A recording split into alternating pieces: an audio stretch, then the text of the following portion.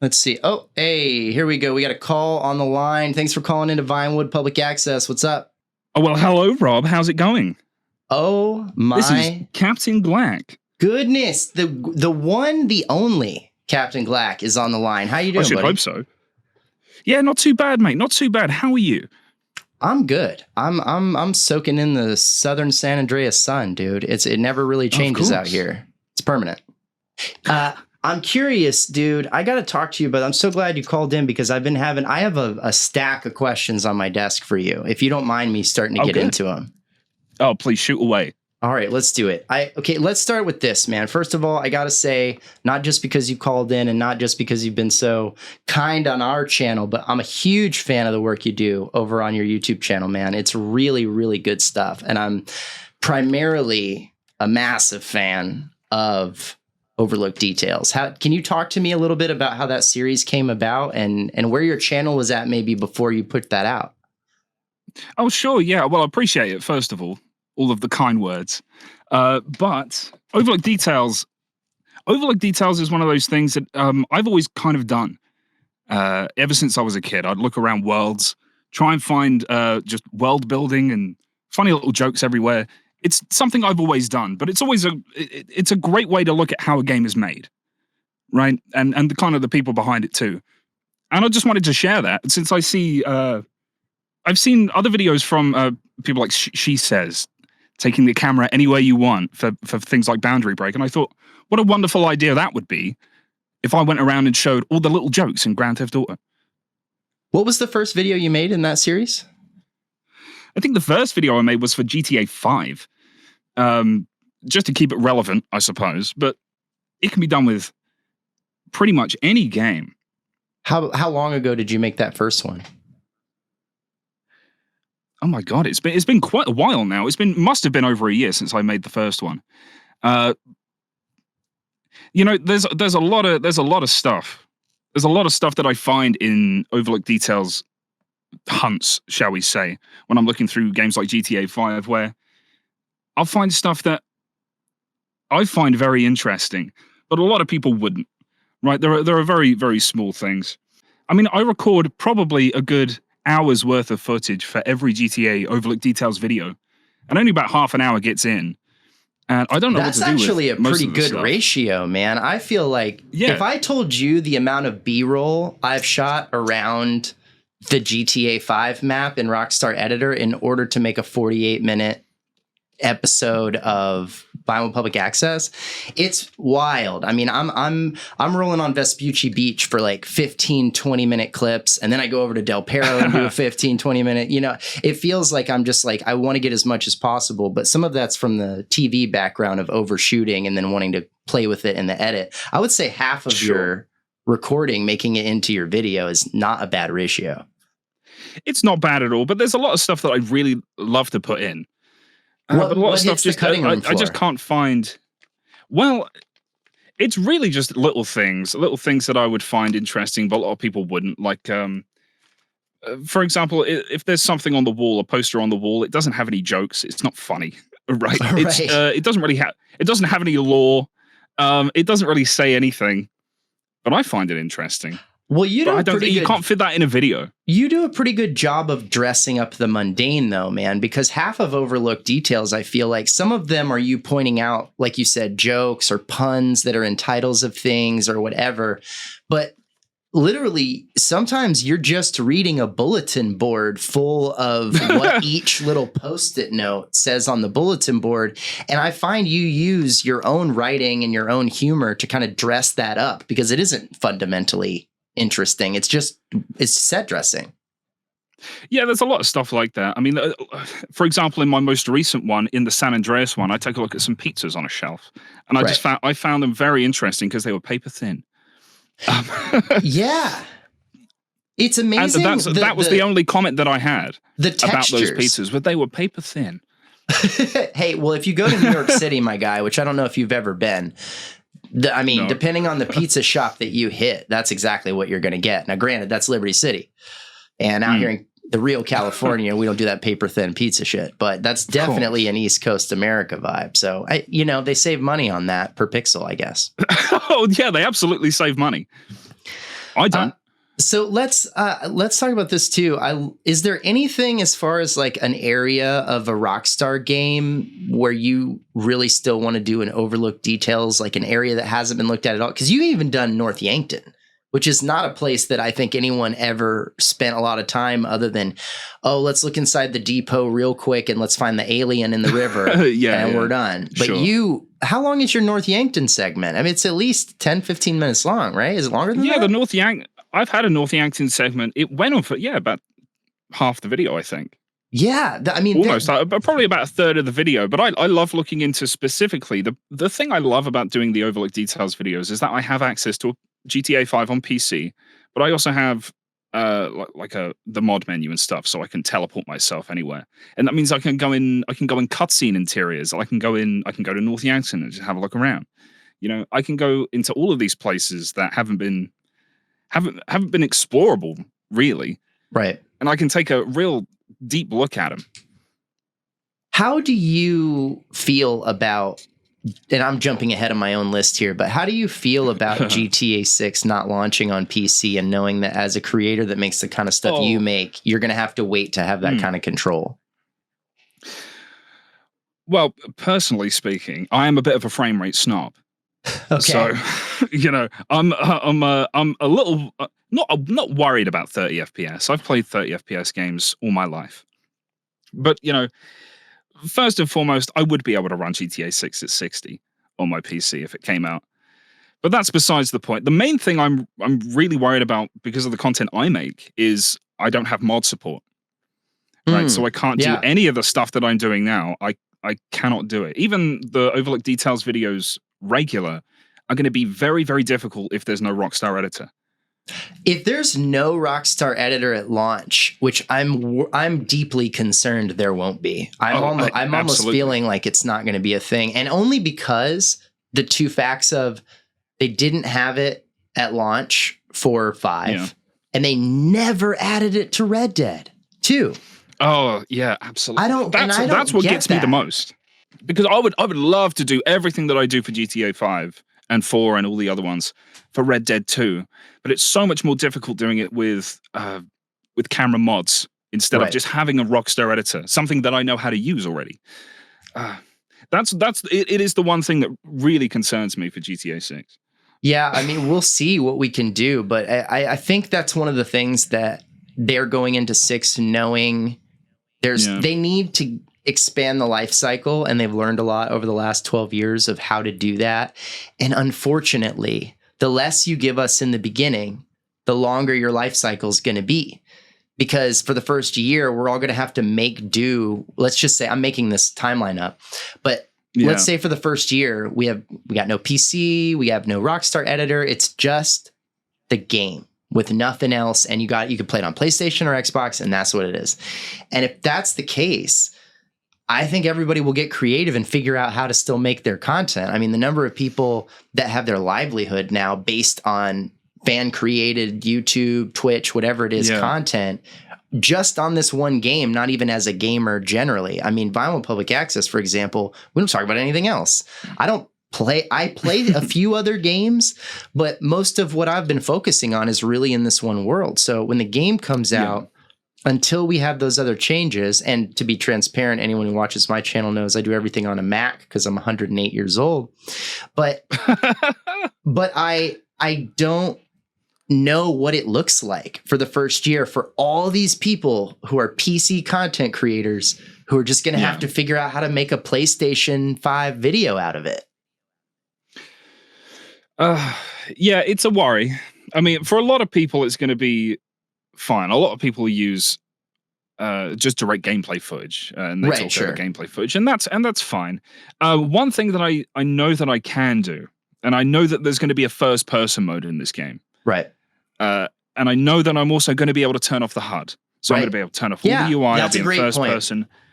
That's at least for like panning shots or getting relatively close to something. I'm going to be okay, but there's a lot of stuff that without my PC, I'm not going to be able to do. But again, like I'm not going to be able to do any in-universe content in the way that I'm doing for GTA 5. Right. When we get to that. But. No, that's a great transition, actually. Let's talk about that. I want to talk about From the Ground. You and I have kind of been behind the scenes chatting about this project a little bit more than I think maybe you've shared with everybody, but eventually your members always, get an update, which I love that you do. I love that you do that members only BTS stuff. I think that's a great utilization of that platform. But let's talk about that. If people haven't caught it, let me just give you the heads up. We have had the great Captain Glack on Vinewood Public Access on the Christmas special. Man, again, great job with the locksmith ad. Hello, Los Santos. Merry Christmas from Locksmith. Yes, that's the whole name. No funny pun, no mascot with googly eyes, just me, Brian. I unlock things. If you've locked yourself out of your flat this holiday season, maybe after too much piss fussle because your ex nicked the keys again, give Locksmith a ring. I can be there in 20 minutes unless I'm still crying in my van, in which case, 25. Now look, business has been a bit slow. People around here seem to break into their own homes rather than call a professional. People are very DIY in this city. It's inspiring in its own way, but absolutely terrible for me. Truth is, if things don't pick up this week, I've got to move back home. Back to England. Have you ever spent Christmas in England? It's like living in a snow globe someone took once in the 90s and forgot about. I had plans, you know. I was meant to move to Vice City this year. Sun, surf, neon lights, just me and a set of premium tumblers. Then my mate who was going to split the rent bailed on me because he found himself spiritually and I lost my deposit. Well, cheers, Colin. Merry Christmas. So, if you need a lock changed, a safe opened, or if your holiday spirit is trapped behind a deadbolt, call Locksmith. I'll be there. Oh, please, just call me. I really don't want to go home, you know. Merry Christmas, Los Santos. Please hire me. Please hire me.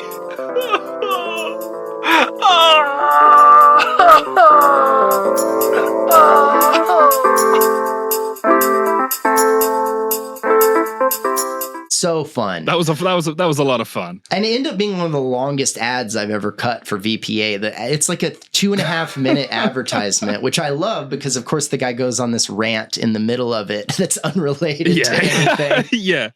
But you did a great job with that. So we've kind of done a little collab before, and you also did a teaser for From the Ground that you asked me to voice a character for, which I had a great time with. Tell everybody a little bit more. Or you just start from the beginning. What is From the Ground? Where'd you get the idea? And when can we expect the first full ep? Oh, well, From the Ground is an in-universe documentary. Out of universe, it's more of a mockumentary about Liberty City. The first episode is about Liberty City, but I'll get to that shortly. Basically, it's a fictionalized version of myself called JP Glackleberry hosts the show From the Ground on CNT Plus, CNT's new streaming service. Which is your idea. And I'm going around. Which was totally my idea. Yeah, I had a fun time. Just for everybody's clarity, of course, CNT is a TV network in the game, but you've gone the extra step to bring it into the modern age and give it CNT Plus, the streaming service. So you're ahead of Rockstar. I'm looking forward. Oh, yeah. Yeah, I'll say my character goes around Liberty City looking around all of the different boroughs, excluding Alderney, because that's technically not part of Liberty City. Very true. So I go through, go around all of these places, look at how people live, and really interact with people on the streets. And I don't know, just... Man, even as you talk about it, it sounds real. Like you're not, you didn't say I go around and interact with NPCs again. No, you're really discussing it as if it's a very real thing. And I'm very bad. I'm very bad at explaining things. Oh, hardly. And I got you covered. Don't even worry, man. I'm terrible. Because I know exactly what it is the show is about, but I don't know if anybody's. Have you ever seen any Philomena Kunk? No. No, well, Philomena Kunk is a character created by, I can't remember the actress. However, she plays it well. On the BBC, there are mockumentaries, and she goes around all of these places, interviews people, and it's all really stupid. It's very, very dumb. They're having stupid... She's very unserious. She's very... she'll say some wild stuff out of nowhere. But the people she's interviewing are just normal people. Got it. So this is, and I did a little Google here. So Philomena Kunk, for those listening, is a fictional mockumentary character portrayed by English actress and comedian Diane Morgan. Character originally created by Charlie Brooker. Kunk is an earnest but profoundly ill-informed investigative journalist known for her deadpan delivery and nonsensical questions to real-life experts. It reminds me a little bit of Jiminy Glick. Do you remember that character from... I've never heard of that. You've never heard of Jiminy Glick? It's a very English-sounding name, but it's not an English character. It is. Jiminy Glick was, and still is, because he's still alive and occasionally does the character, Martin Short, the actor, played a character that he developed in the 90s that really gained more popularity in the early 2000s called Jiminy Glick. He wears a big fat suit.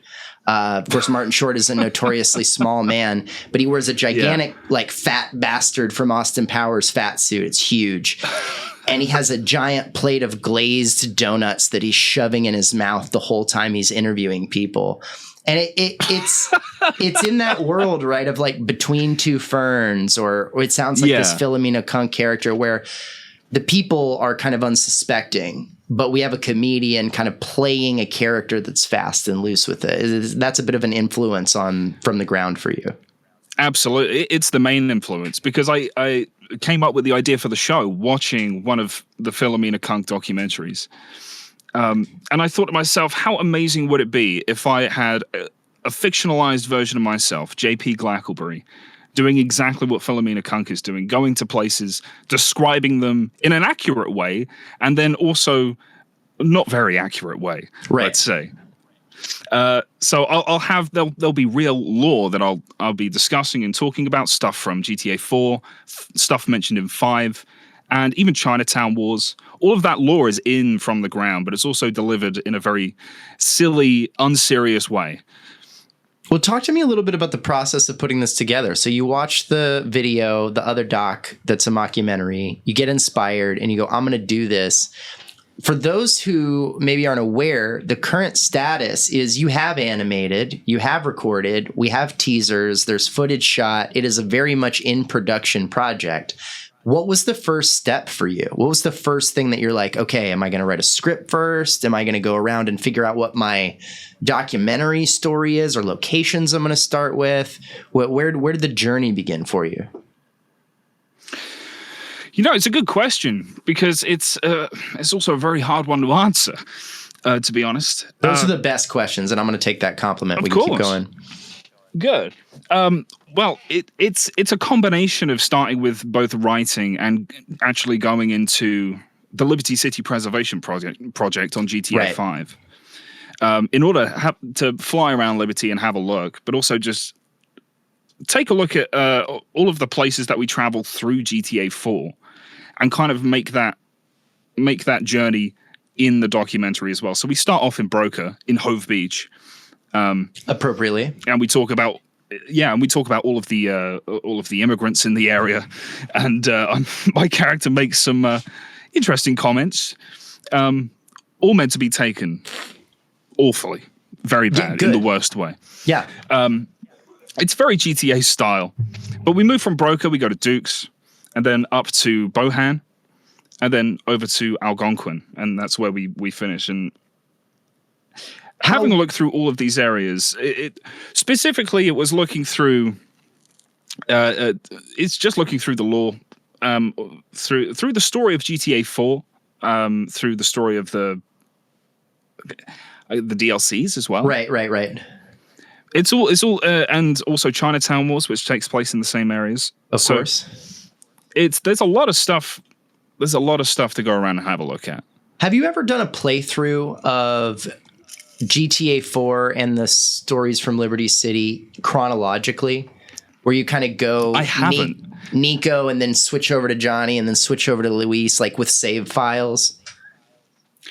I haven't, but I know that you've done that. I did do that, and I only bring it up because if anyone who I ever talk to is a GTA fan and they are a fan of 4, it's something I never thought of doing. It never occurred to me. And I read something somewhere where someone was like, hey, if you're really going to play it the right way or whatever. And they were like, do it this way. And I was like, sure, I'll give it I need to replay these games. This was before I was live streaming playthroughs or anything. I just personally, as I was working on VPA, I was like, man, I really want to refresh my brain about 4 and Liberty City and all that, see what crossovers there are and stuff. So I was like, I'm going to go back through the whole thing. And just to reiterate what I just said so that people understand what I'm saying exactly, when you play GTA 5, you play as 3 characters and they're integrated into the same game so that sometimes the game switches you between them, but you're in the same save file, you're playing the same game the whole time. What a lot of people may not realize is GTA 4 was released totally differently, but the story exists in a very similar capacity. There are 3 characters whose stories completely overlap at multiple different places. And if you do it the right way, where you follow kind of a roadmap, you can find this on Steam, Google it, Reddit. They'll show you, okay, play these, I'm making numbers up here, but like play these 12 Nico missions, save your game, start The Lost and the Damned.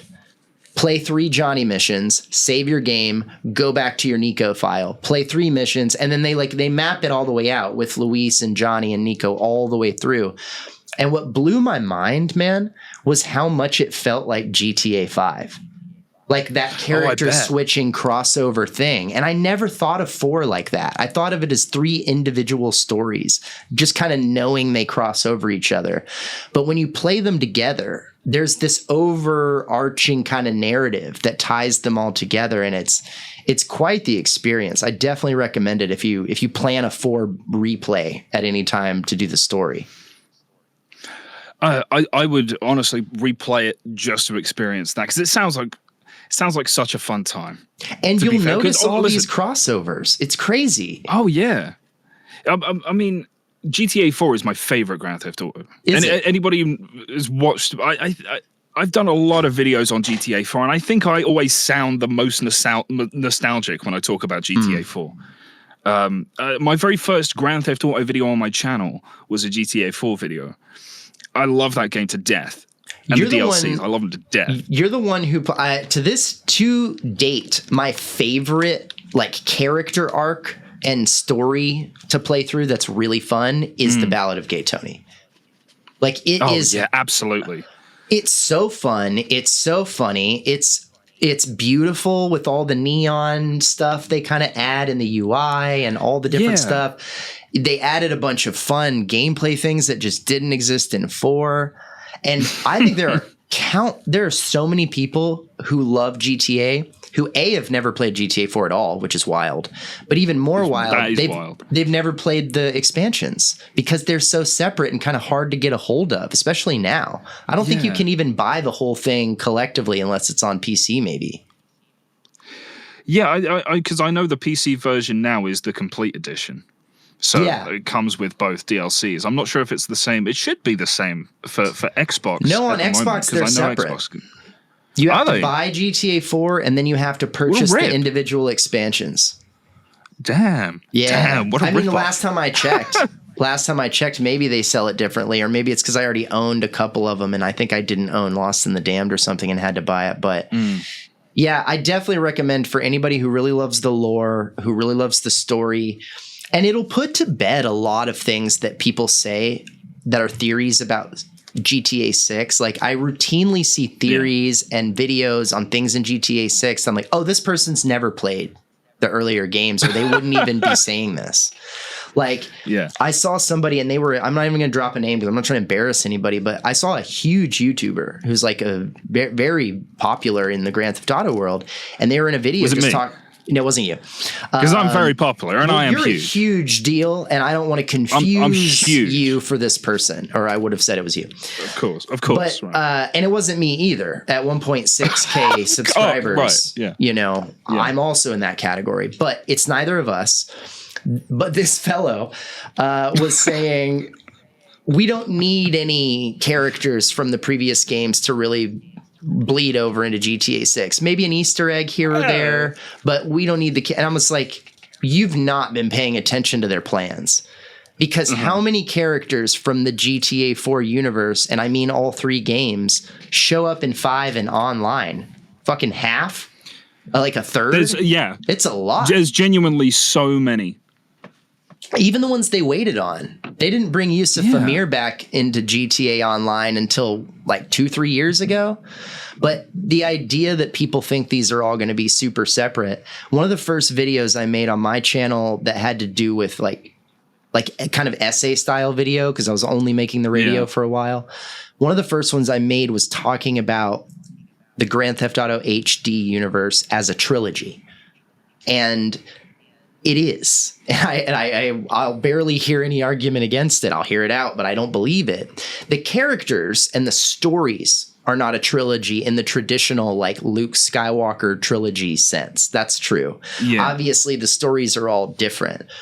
The trilogy is about the cities and the locations.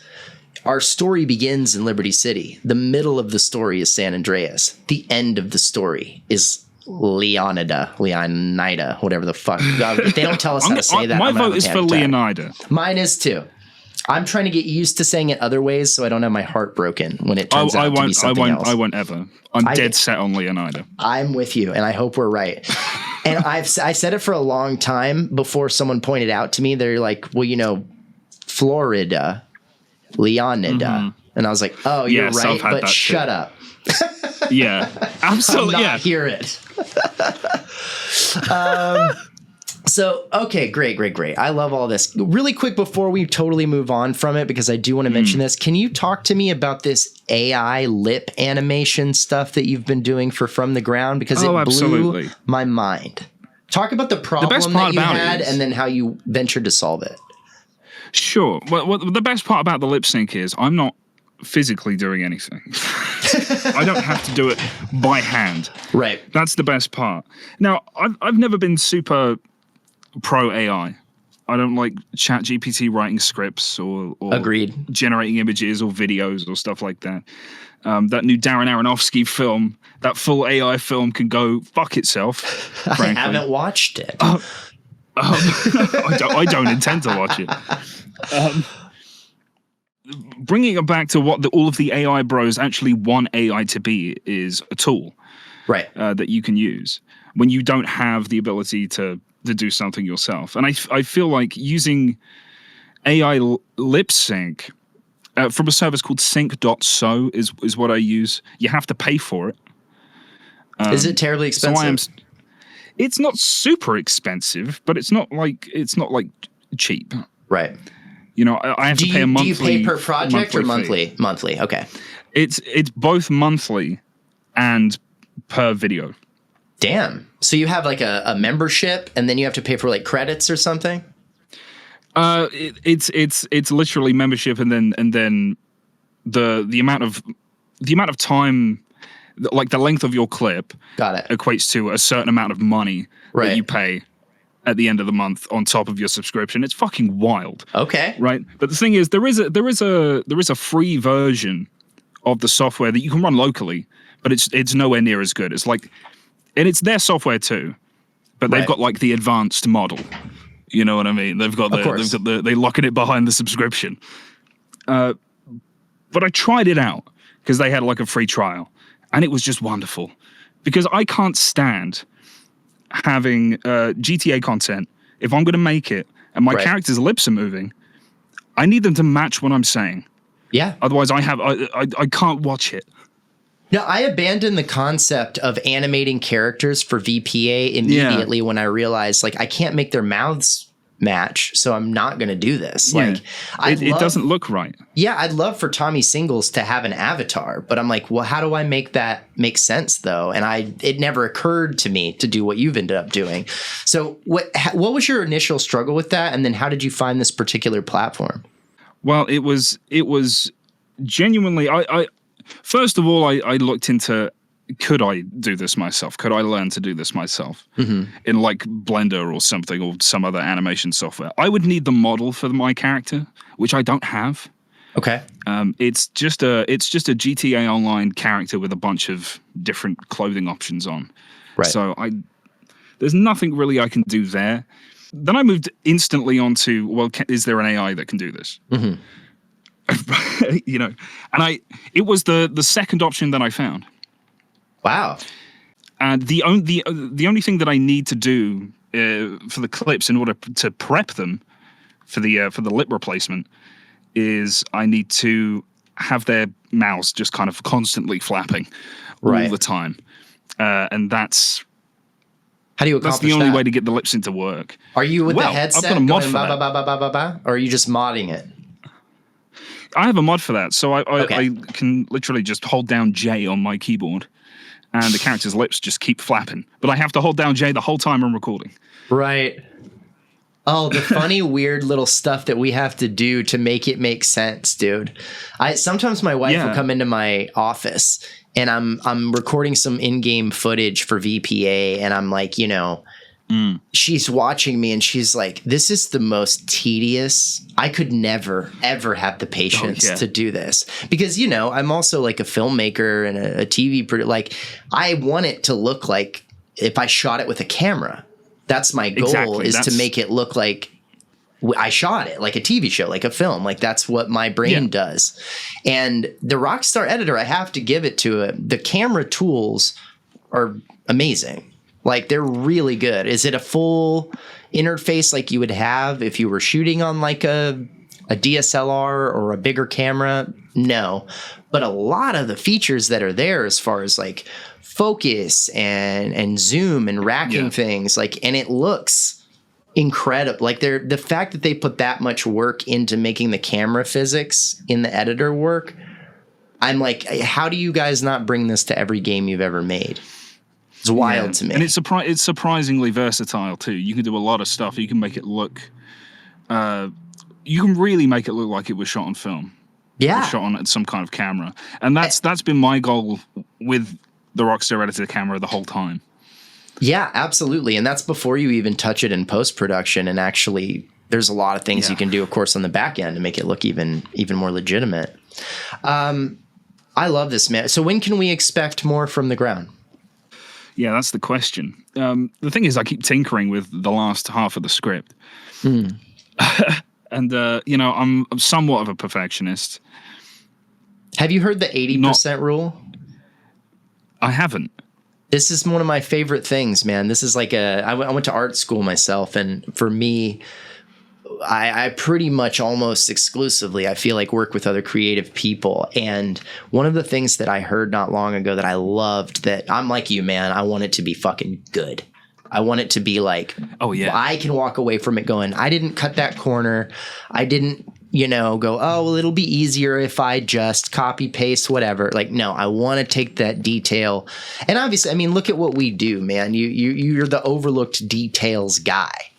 Like that's your whole, like, that's your whole thing. Of course, you're going to want it to be granular in its quality. And I respect that. But the 80% rule is this: when you're a creative person, and especially when you're early in your career, and when they were saying this in the context of it, they meant, you know, under 50 years old. Like, when you're still like you know, in that early part of doing stuff, and you're not like a master of it, maybe give yourself the 80% rule. And once it reaches 80% quality by your standards, just fucking publish it. Just put it out. Like, let it exist at that 80 rule, because we torture ourselves over that last 20. And truthfully, most people don't notice it. They notice the 80. We notice the 20, but they don't. They're going to look at it and go, you know, it's like, for example, and I, you know, you've got your own relationship to your work, but you mentioned earlier, there are things that you find interesting that you're concerned others will find so mundane that you cut it out of the video completely. And I think that's a great attitude. Because I think you're saying, look, I could make a 90-minute overlook details, but no one's going to watch that. Absolutely, That's crazy. I know you could. I'm saying it because I know it to be true. I believe you could completely, but you and I both know that's not going to get digested in the same way that a 25 or 30-minute video is. And so you have to make an executive decision and go, man, you know, at the end of the day, the napkin that fell on the floor in the pizza place is not worth the shot. I'm gonna cut the shot. And I think that's just part of the creative process. Like you gotta, you know, if you get it to the 80%, you know, give your own forehead a kiss in the mirror and move on. Get to the next thing. Yeah. I mean, I've always had that kind of problem, I suppose. I always have problems starting something. That's a big problem. That's why I get one video out a month. How do you get around that? I'd love to do more. How do you push yourself to actually start? Because despite the issue, you publish and you do start. I don't know. Frankly, I start looking at my revenue counter and I go, oh shit. No, it's I do love doing it. That's the thing. I absolutely love making videos and especially for GTA. I mean, GTA has been one of the constants in my life ever since I was a kid. Right, me too. You know, I haven't known a world really without it. Is there, if you don't mind me asking, is there another source of revenue? Do you have like a day job outside of YouTube, or is this your main thing, or did you do something before this? What's your relationship to that? Well, before this, I worked.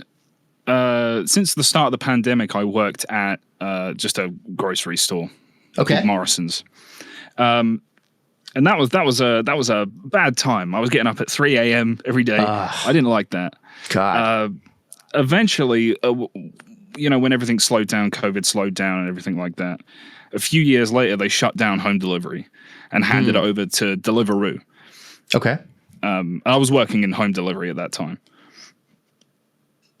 So I was made redundant, and I went on to our benefit system. It's called Universal Credit.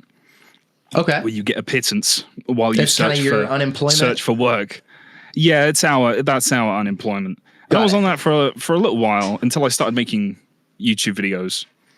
You used YouTube to get off of unemployment? Oh yeah, absolutely. I had the benefit of having a YouTube channel that's 12 years old. So, and I posted 2 videos in like 2020. I think it was like December 2020. It might have been 2019. They were like VR videos. Okay. For some VR game. But when I came back a couple years later, after not having looked at it, they both had like 60,000 views. Wow. Okay. And I was like, okay, great. And then I looked at the revenue thing for like how much you need. And I'm like, oh, well, I'm getting towards the watch hours there. Right. And I had already gained, I think it was like 800 subscribers at that point. So when I did my GTA 4 video, my very first Grand Theft Auto video, The Joys of GTA 4, which I still love. I do kind of want to do a remake of that video, but that's besides the point. That video pushed me over the edge for monetization. Okay. Pretty much instantly. And YouTube was recommending that video all over the place because I already had 2 videos that done well. And that's how it begun. And I instantly started getting enough money to get off. Like, it was already more money than I was getting on unemployment. Right. So I was like, yeah, I'll take that. And have you just been doing YouTube since then? Ever since then, yeah, just been doing YouTube. Boy, that's a story. That's a great story. Like, I think more... Man, I mean, you see it all over YouTube and different platforms all the time. People are always talking about, like, you can do it and shit like that, like, which I appreciate. Yeah. But I think hearing stories specifically like that, I mean, dude, I live in America where everyone in America right now, as I'm sure it's happening all over the world, but I can only speak to my neighborhood, is talking about you can't get a job. I can't get a job. There's no jobs. There's no money. There's no things. And I'm like, I have respect for that. And I get that. But there's also so many weird little places in the world to get your money, to get your dollar. Mm-hmm. And I love hearing this story of what sounds like, and I don't want to put words in your mouth at all, but it sounds like you're a little bit like, where do I go? What do I do? Maybe a little lost, to use a big word. Yeah. But then this thing comes along that pairs your favorite, like one of your favorite things that you've ever had in your life. And now all of a sudden you get to focus on that in order to get your income. I mean, that's like a dream, man. It genuinely wonderful. And I couldn't be luckier. And it really was just luck. All of the things that came together. I'm going to pull back. 12-year. I'm going to be a little critical of the you, 12-year-old Jack. You put channel. the work in. That's true. Don't cheapen your work, my guy. Luck did not do this to you. You made it happen because you're still putting it out. Well, brother, I was more fortunate than, say, a brand new channel. Yeah, but that's just a coincidence. I don't even know if that's luck because you're still the guy. You think so? I do, because I still think you're the guy who started the channel in the first place and said, fuck it, I'll make a VR video. Like you decided to give it a shot. And for me personally, like, for example, when I first started Vinewood Public Access, I started this channel in, I want to say 2022, maybe like 4 years ago. Yeah. And the first video I ever made was literally like a little cinema movie that I made out of, they added payphone hits to the GTA Online forever ago. Yeah. And I think it was after the contract. And so me and my buddy Kyle dressed like the Reservoir Dogs guys with the black suits and the skinny black ties. And we like did an assassination mission. And I recorded the whole thing, Rockstar editor. And then I went back in and made a little movie out of it. It's like a little 7-minute hit job video. Yeah. And I posted it. And then I also made a miniature commercial for a TV show called The Real Comedians of Vinewood. And I put those two videos on. They both ate shit, like 7 views, 12 views, whatever. And I went, okay, this was fun, but I got distracted and the numbers weren't high enough for me to be like, man, I better keep this up. So I kind of just put it on ice. And then later, way later, I was like, I'm going to make this fake radio station. And I didn't even change the name. I just kept the name of the YouTube channel I already had. And I was like, no, the radio station's going to be called Vinewood Public Access. And I started making the videos of the radio. And having that channel for that whole time, you know, obviously the previous videos didn't like blow up or anything, but it didn't necessarily create any momentum for me.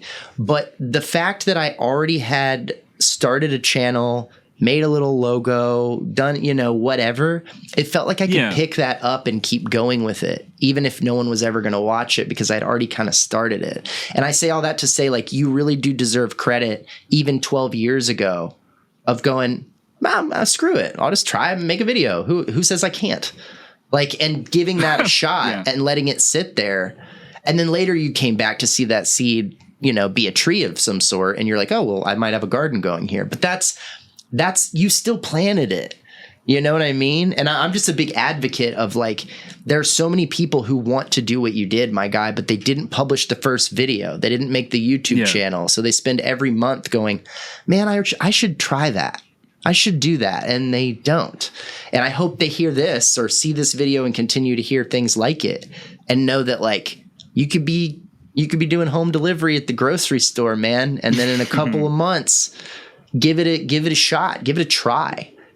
I mean, how much did it cost you to make those VR videos? You know, how much of your time did you really put into those first two things? A lot? The thing is, for the VR videos, no. Right. A couple days. That's my point. Couple days, split up a few hours. Yeah. And it's throwing stuff at the wall. Dude, I just made a video on my channel about 5 movies to watch before GTA 6 comes out. And for my channel, it did pretty good, like 4.5K, whatever. Then I was like, oh, and I got mad subscribers from it. Views were reasonable, but I got like almost 100 new subscribers just from that video. And my brain went, double down on this. Like, people are here for this shit. Absolutely. I then make a 26-minute instead of 10 or whatever, 11. All right, you want some fucking movies? Here's 5 movies that are based in LA that are like heist movies that you're going to fucking love, and you got to go watch it. I published that shit during the busiest GTA 6 news week of this year. What it was 2 weeks ago? Man, it's still at like 130 views. You never fucking know. Like, you just don't know how things are going to hit and when. That's the kind of video that I could see shutting my channel down and coming back in 5 years and being like, holy shit, it's at 100,000 views. That's crazy. Like, it has that value. I worked really hard on it for way more than 2 days. I worked for like 3 weeks on that video trying to make it cool. And if you accept that the continued work is the thing that will lead to something happening, then I really think your world just opens up. And I think someone like you who makes the kind of content you do that's about detail and it takes some patience and you also, that's the other thing. I don't know if you give yourself credit for this, but like when you're doing overlooked details, I'm watching these videos, you don't just go, oh, hey, look, there's a Post-it note that says this, or here's a joke that's on that thing. Yeah. You do that. You got to make it funny. You'll give it bigger context too, though. You find the humor and you'll also be like, this is actually the same model of the car in this poster that's from Vice City. And it's like, did you know that? Or did you go look it up? Either way, you're providing extra value in the context of this rather than just shooting a camera all over the set and then publishing it with a VO. Absolutely. Yeah, I mean, look, I have a lot of fun writing those videos. I believe it. It's clear. There's a lot of fun material. Of course. Well, I look forward to it, man. I look forward to From the Ground, and I really always, man, anytime an Overlooked Details pops up, I know I have to clear a little bit of my schedule. I usually watch them in the morning with my coffee. That's one of my favorite comforts is Overlooked Details with a cup of coffee at like 6 o'clock in the morning. I get up early because I'm crazy. Okay, let's move on. We got our last little segment here, and I'll let you go. I really do appreciate you talking to me, man. This has been awesome. Let's talk about GTA 6. Let's talk about it proper as far as UGC. This is a conversation I want to have with you. One of the most inspiring things that's happened on my personal YouTube journey was I was already a fan of yours. I was watching your content, but we had not interacted at all. And you found my radio station organically. And out of nowhere, I go and check my YouTube studio, and it's like, man, it's hard to explain to me. I don't know if this has happened to you. If you like looked up to another creator and then all of a sudden they were like, dude, Overlooked Details is the best. And you're like, holy shit, that person thinks I did a good job. It's crazy because like I routinely make TV shows. This is not a brag. I'm just trying to give context. I have made many hundreds of episodes of television that millions of people have watched all over the world. And when I get a comment from Captain Glack on my fake GTA radio station, I'm like, man, fuck the Emmys. I don't need the Emmys. I just need this comment. Like, it holds so much more weight because... I appreciate that. Well, I mean it, and I'll be specific about that, and then I want to talk about how this fits into this next universe we're about to dive into. Yeah. The amount of work that I put into that station and continue to put in as we keep making, episodes of it, the detail, the nuance, the layers and the writing, I don't talk about that a lot. It's just there for people to find.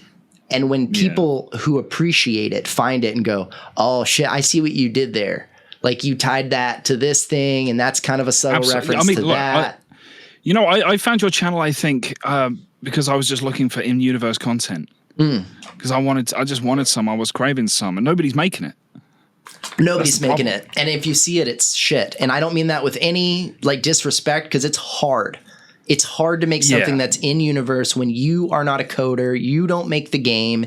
You only have so much access to it. And then also to try to make it feel like actual GTA content that belongs in the universe. I know you've had this with From the Ground. It's hard to make the tone feel right, and it takes time. I had my first kind of run-in with doing an in-universe thing was a video I did called Discover San Andreas 1993. That was my first VHS tape thing. In-universe. The VHS one, I love that. I'm definitely familiar. It's still my favorite video I've done to date. It's great. Anyone listening, go check that out if you haven't seen it. It was so difficult to write in Rockstar's, I don't know, with Rockstar's humor and to try and make it fit. Yeah, and especially since I was doing a fake American accent the whole time. Hey, I think you nailed it. Thank you. I do. I enjoy your American accent quite a bit. I also think in general, man, I just got to compliment the voice. Like I think I don't think it's a coincidence that your content is largely narration and you have an excellent voice for narration. You really do, man. I'm serious. If this doesn't pay all your bills forever, look into the audiobook game, man, because I tell you what, if you want to get paid, you record one of the Harry Potter books and I'll pay you for it. I will listen to you tell me about Severus Snape for the rest of my life. You're perfect for the job, my guy. It's a compliment. You know, I've always wanted to be a voice actor. It's perfect for you. That's kind of the main thing. There's another reason I wanted to do in-universe stuff and UGC for GTA. Right. What do you think is what do you hope for as a content creator in this new world of 6 and online? What do you think is your biggest hope with what they allow for guys like you and me who make stuff like we do? I mean, the sky's the limit, really, because you can. There's the possibility for everything. Right. Podcasts on the radio. Mm-hmm. You know, pre-approved by Rockstar, I would assume. Right.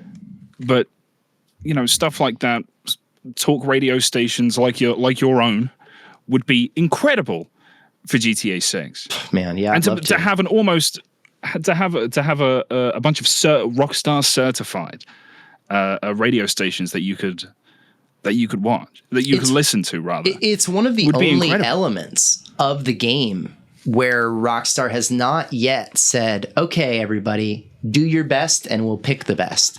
They do it with races. They do it with missions. They do it with photography. They do it with videography. There's so many different UGC projects over the years that Rockstar's like, you know what? It's Tuesday. We don't have anything to post about on our newswire. So how about these 8 guys took great photos and here's their photos.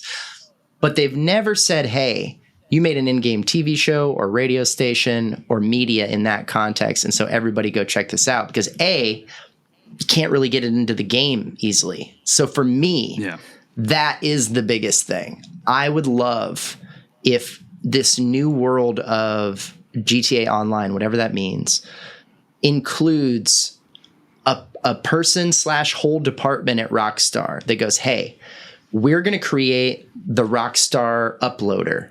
I just made this up. I don't know. But we're going to make the Rockstar Uploader. Send us your radio stations. Send us your ads to go on the TV. Send us your whole documentaries about Liberty City that could still play. You could be in Vice City in 2026 in the game in your character's apartment, flip on the TV, and from the ground would make perfect sense to be there. It wouldn't feel out of place. It wouldn't feel out of date. It's like a GTA 5 online character talking about Liberty City. It establishes cross-city universe the way that they love to do. I just think it's a huge miss if they don't create a vehicle for that content. There has to be a way to get it in the actual game. Especially with the kind of infrastructure we have now, or Rockstar has now. I mean, compared to 2013, right, when GTA 5 came out, I don't know if they would have had the capacity to do something like that. Right. But now in 2026, they could have a whole team, like you say, at Rockstar, dedicated to UGC and going through and saying, rotating content would be good. That's you upload something and you have a chance for it to appear on the TV or on the radio or something like that for a set amount of time. That would be incredible. It would be incredible. And the best part about it is it would incentivize so many people to do more creative in-universe stuff. Yes. And that's the other thing I think that gets missed is I think people don't realize that so much of this stuff would get made if people thought anyone was going to see it. McTannon and I talked about this when I he first discovered my radio station. Then he and I started talking to each other.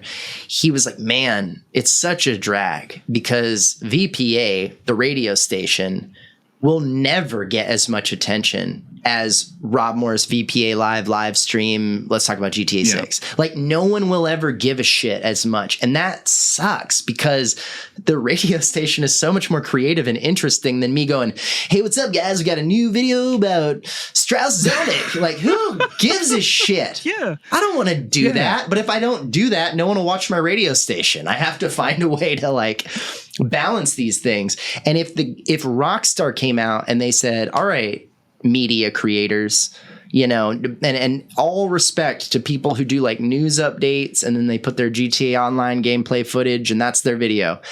Seriously, all respect to that because grow your channel, get your bag, whatever you got to do. It's cool. Absolutely. I can't bring myself to make content like that. It's not interesting to me. I could put out a video every other day and talk about whatever blip of news there is and just me doing a mission in the background. And I just not interesting. I'd get bored and I would quit this whole thing.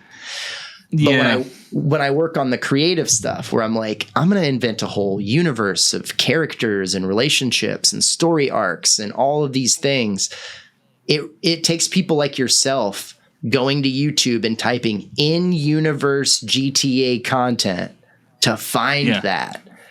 Unless Rockstar were to put it on their website, then things would be very different for From the Ground and VPA.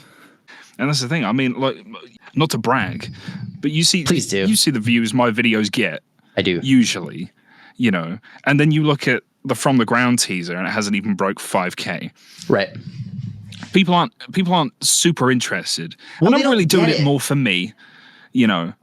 But I'm really hoping that somebody will watch it and fucking get it, you know? Well, they do. And that's what I'm saying, dude, is like, it's just slower and there's no vehicle for exposure because it's not a search friendly idea. People are not looking for it. So they don't know that it's there and they aren't even looking for it as a concept because there's so few people out there making content like that. Glack, it's like me and you I'm looking for these other people, but who else is making the stuff that's this dense, and I'm not trying to pat ourselves on the back, but has this level of attention and quality that's not just, hey, I did a mission. Like I said, I did a mission. I shot it in Rockstar Editor. I added some music. Nothing wrong with that. But that's not a script that was worked on by a human being for like hours to make sure that it is good. And I just think that is where I really do feel like that's the one corner of the GTA content creator community that I've noticed that Rockstar doesn't know what to do with yet. They see someone who makes a GTA Online guides and builds up a huge channel on teaching everybody how to play their game. It's so easy for them to support that person and figure out how to integrate that into what they're doing and build a community around that because it's so accessible. But I'm a GTA filmmaker is a weird thing to sell to somebody. It is.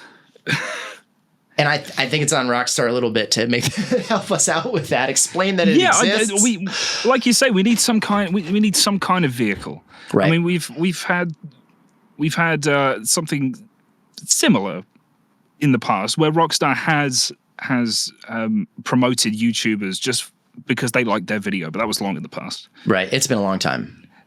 It's been a very long time, but to have something to get something in GTA 6 is something that a lot of people are going to want. Plus, you know, if you write something in universe and you get it in GTA, are we counting that as like canon now? Right. Can we add to GTA canon in that way? Because that's probably a problem that they have. Yeah. Yeah. That's definitely the problem that they have. That's one of the things I've mentioned to people who were like on the whole AI trip about NPC dialogue and stuff. Like it's all going to be AI generated, whatever. I'm like, no, it won't. Because the IP, the canon, the story, the characters, these things are precious over there. They do not, they're not going to just let some AI come up with whatever the NPC says. That's just not this company. They've never been like that. They've always copy paste, sure, over and over again. But Rockstar has always been, and GTA 6 is gonna be meticulously handcrafted in every aspect, and the NPC dialogue is no different. Yeah, I think and you're absolutely right. You can't have a chat GPC just have a set of rules because it'll break those rules. Yeah, and players will figure out how to make it break those rules in the first week. Yeah. Like they would never leave that much to chance ever. I absolutely think you're right. I think you're right. It's so GTA, is it not, for us to be sitting here on this show going, we need a vehicle. Yes. Yeah. Ironically appropriate to say, man, where is the vehicle? We need a vehicle. Well, we ought to steal one, Glack. I feel like this is something that we're going to see later in that PC mod era of GTA, because I think GTA 6 is going to be so robust in content. They're frankly just not going to need us. I mean, think about it this way, dude. You and I didn't even feel like we needed to make this content for years because the game was enough. It didn't occur to us of like, oh, you know what we need is another radio station. I was like, the fuck, I'm still listening to these radio stations. That's true.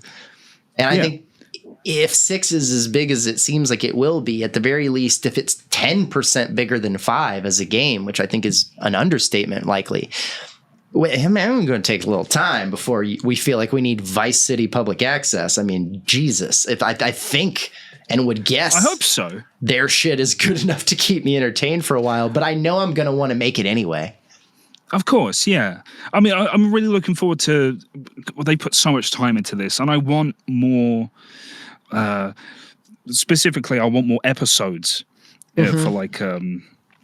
For TV, but also for like talk radio stations, because they'll get boring. Seasonal but content. You've mentioned this before. You've mentioned this before, haven't you? About just changing up the content, updating it a little. Yeah, I don't see why the TV and the radio can't be seasonal. I don't understand why. Like, the radio least, specifically. Yeah. Yeah, I think that I mean, I said on the GTA 6 o'clock show, I mentioned the idea of Christmas music at Christmas time, which I think is the easiest alley-oop. Like that's Absolutely. that's just a layup waiting to happen. And it's so cheap and so easy. You get one DJ guy to come in and record for like a day. And then you get a bunch of Christmas songs that you don't even have to pay for, because half of the Christmas songs that are any good are in public domain. So they're free. Yeah.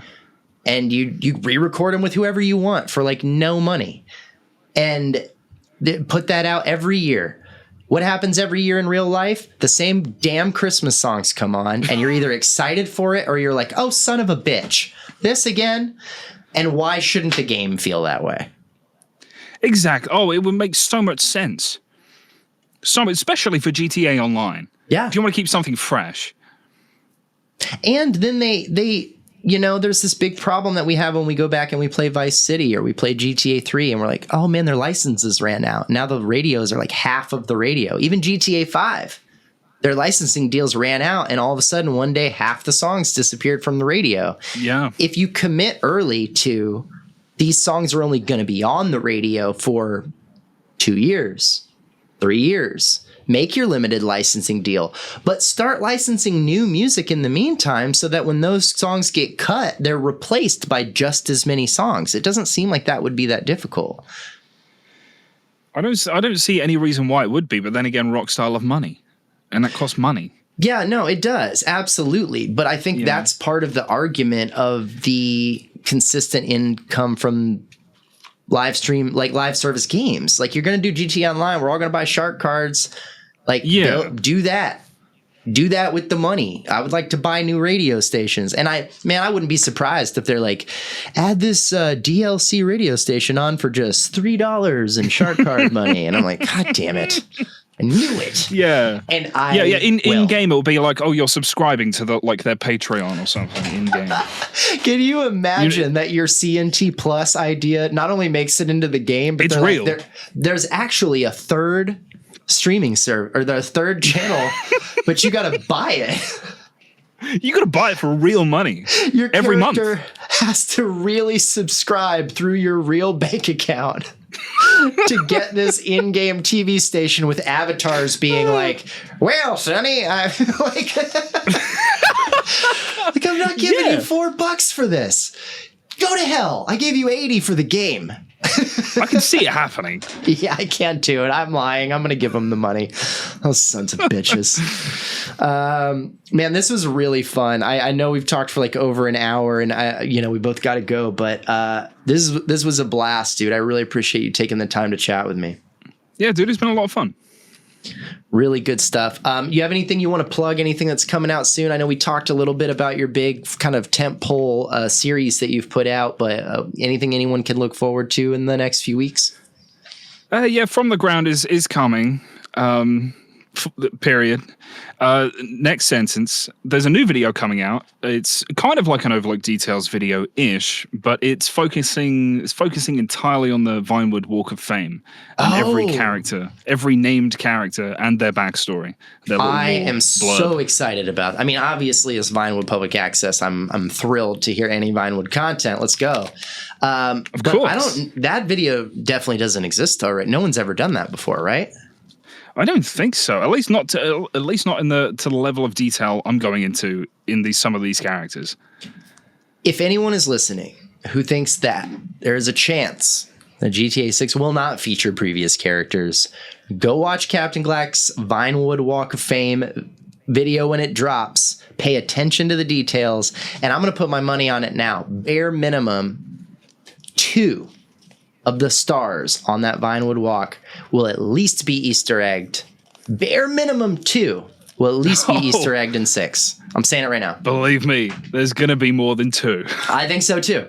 But I'm putting my bar low for all those jackasses out there who think GTA 6 is gonna have all new characters from end to end. Get out of here with that.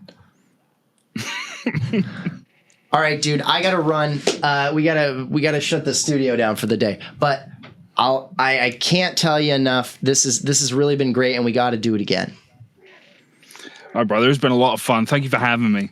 Absolutely, man. You're always welcome. Call in anytime, brother. We'll talk soon. All right, brother. Thanks.